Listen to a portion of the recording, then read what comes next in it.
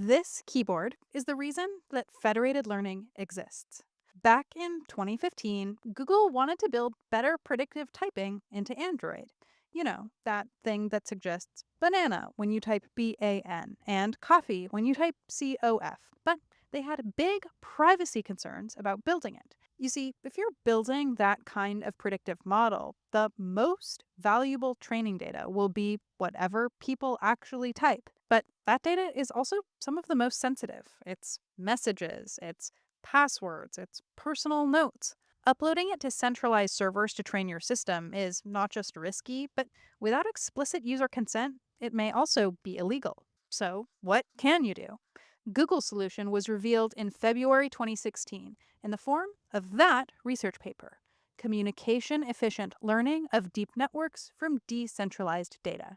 The idea was fairly simple. Instead of moving a user's data up to the model, they would send the model down to where the data lives.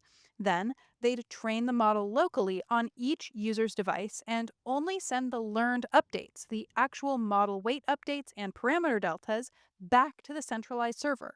That way, no user messages or sensitive information would leave the user's device.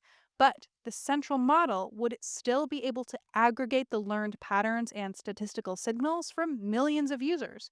And Google would still be able to train a global model that represents the collective behavior and language patterns of all their users combined. Problem solved. But on today's episode of Journal Club, we're not talking about that paper. We're talking about this one: Lowering Barriers to Federated Learning, Collaboration Management, and Provenance.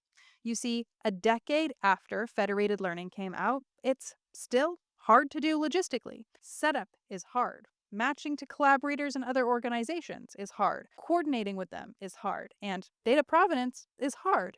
The authors of today's paper think we can do better. On this episode, we're going to dive into their new platform, see how it works, and see how it attempts to solve those specific issues. If you're already subscribed to our email newsletter, then you'll be getting this episode in text, audio, and video form delivered to your inbox in the next few hours. Journal Club, the latest academic research explained in plain English.